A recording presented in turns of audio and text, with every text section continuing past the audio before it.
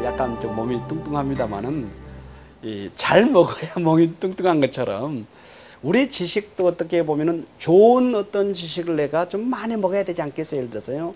이 좋은 지식을 많이 먹는다라고 하는 것은 뭐 집에 오는 신문부터 시작해서 잡지, 특히 이제 오늘 뭐 우리처럼 이 세미나의 어떤 이 북이라든지 이런 걸 가장 중요한 건 지식을 좀 내 나름대로 생각할 때에 정말 많이 먹어야 되는데 이 먹는 것을 어떤 걸 먹는 게 참 중요하지 않겠어요? 예를 들어서요.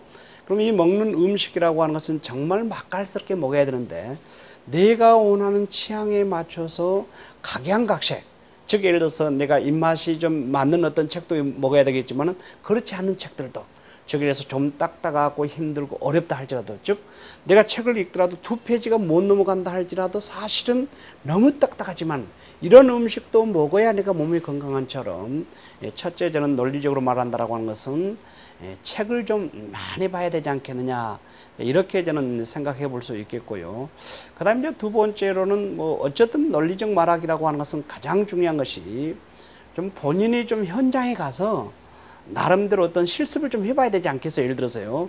뭐 오늘 아침에 내가 A라고 하는 사람에게 이야기한다든지 B라고 하는 사람이 이야기한다든지 다양한 사람들이 이야기하겠습니다만은 가장 먼저 해볼 수 있는 것은 뭐 예를 들어서 사랑하는 자녀라든지 또 가족들이라든지 또 친척들이라든지 이 소그룹부터 시작해서 점진적으로 나가서 이야기하게 되면 정말 저 친구는 리더로서 말하는 과정 자체가 정말 말을 잘할 수 있겠구나라고 하는 부분들을 우리가 생각해 볼 수 있지 않겠어요? 그렇게 저는 뭐 이야기할 수 있겠습니다. 예. 우선 이제 일단 그 생각했을 때 가장 중요한 것이 기본적으로 기승전결이 맞느냐. 우선 기본적으로 되겠죠. 그리고 이제 두 번째로 저는 생각할 때 뭘 생각하냐면은 과연 이 서론, 본론, 결론 이것이 정확하게 이루어지고 있느냐. 그리고 더 나아가서 우리가 이제 뭐 기자들이 신문 기사 쓴 것처럼 뭐 언제 어디서 누가 정확한 어떤 육가 원칙에 맞춰서 이 사람이 말하느냐. 그리고 더 중요한 것은 정말 내가 가지고 있는 자료 자체가 그 상대에게 미치는 방향 가운데서 미치는 영향력이 있는데 그 영향력이라고 하는 것은 결국은 통계나 자료를 통해서 이루어질 수 있는 부분이지 않겠느냐, 이렇게 볼 수 있는데, 이때 이제 그 논리적 말하기라고 하는 서론에 대한 어떤 시간들이 있지 않겠어요? 예를 들어서 뭐 3분 스피치를 한다든지 또 5분 논리를 이야기한다든지 뭐 10분 토론을 한다든지 이럴 때 이제 기본적으로 제가 이제 주장하는 부분들이 있는데, 가장 먼저 서론이라고 하는 것은 기본적으로 예를 들어서 뭐 100%라고 이야기하면은 한 서론이 한 15% 정도 될 수 있겠고요. 그리고 이제 본론 정도 되면은 최소한 70에서 한 80% 정도. 그리고 결론은 약 한 5에서 10%를 보는데, 이때 논리적 어떤 부분에서 서론은 그냥 말하게 되면 사실 그 상대가 어딘가 보면 좀 지치지 않겠어요. 예를 들어서 정말 기대하고 있었는데 도대체 서론에서 논리적으로 이야기할 때에 저 사람이 무슨 말을 어떻게 할 것인가 라고 하면은 첫 번째 서론 일을 갖다 좀 하나 나누면 좋겠지 않겠습니까? 이때 가장 먼저 이야기한 것은 무턱뚝 이야기한 것보다도 오늘 날씨가 어떤가요? 라고 하면 좀 분위기가 좋아지겠죠. 그렇게 이야기하시면서 두 번째 이야기하는 것은 반드시 서론에서는 오늘 제가 우리 친구를 만났을 때에 무슨 이야기를 하겠습니다 라고 하면서 기대 심리가 될 수 있는 어떤 부분들을 이야기하면 좋겠고요. 그리고 이제 본론 부분에 들어가게 되면은 방금 전에도 제가 이야기했습니다만은 반드시 이제 논리적으로 이야기하는 사람들은 첫 번째 이야기해야 될 것이 근거가 있어야 된다. 이제 저는 이렇게 볼 수 있겠고요. 근거가 있다고 생각하면은 두 번째 이야기한 것은 주장이 있어야 된다. 그럼 그냥 주장할 것인가? 이건 아니란 소리죠. 제가 볼 때는요.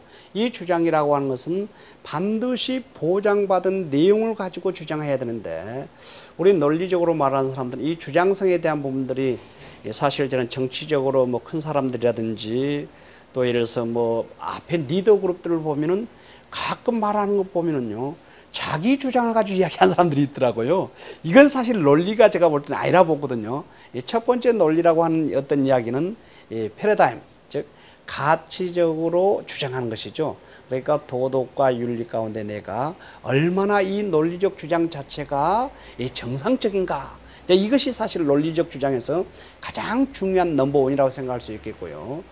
두 번째로는 주장성이라고 하는 것은 뭐냐면은 내가 방금 말하고자 하는 내용 자체가 팩트라고 할 수 있는 부분인데 사실을 주장해야 되겠죠. 요즘 뭐 사실 주장하지 못하다가 얼마나 어려운 사람들 많습니까? 예를 들어서 이와 마찬가지로 사실 주장해야 되겠고요. 그리고 이제 세 번째로 이야기하는 것은 이 어딘가 모르게 내가 상대에게 이야기했을 때 주장이라고 하는 것은 자료, 정확한 정책을 가지고 상대에게 주장했을 때의 가장 멋진 부분이다. 이 세 가지 내용 자체가 이 본론에 들어가 있어야 된다. 이제 이렇게 저는 볼 수 있겠습니다. 그리고 이제 마지막 결론 부분에서는 이 논리적으로 이야기했을 때 너무 결론을 길게 하게 되면은 그 듣는 사람이 얼마나 지루하겠어요. 그래 결론은 될 수 있으면 아주 짧게. 그래서 어떻게 짧게 하냐면은 너무 길게 이야기하게 되면은 본론의 내용을 논리적으로 이야기했지만은 듣는 사람이 약간 좀 뭐 어딘가 모르게 좀 뭐 지겹다든지 지루하다든지 혹시 모르겠습니다. 지루한지는 모르겠습니다만은 이 지루하다라고 하면은 사실은 그것은 이 논리적으로 말한 거 아니라 말이죠. 그러니까 지루하지 않도록 이 결론 부분에서는 아주 요점을 간단명료하면서도 마지막 부분에서는 오늘 제가 상대에게 이야기했을 때 어딘가 모르게 절대로 제 주장 부정적으로 이야기하지 마라. 반드시 그 상대에게 이야기했을 때는 긍정의 힘과 칭찬의 힘을 전달해라. 이렇게 하게 되면은 내 말을 통해서 본인이 원하는 상대방의 마음을 움직이는 어떤 일들을 반드시 이루어내지 않겠느냐. 이것이 저 나름대로의 어떤 강력한 주장이기도 하고 또 뭐 그 일을 지금 평생 동안 해오면서 이런 어떤 좋은 계기가 된 것 같네요.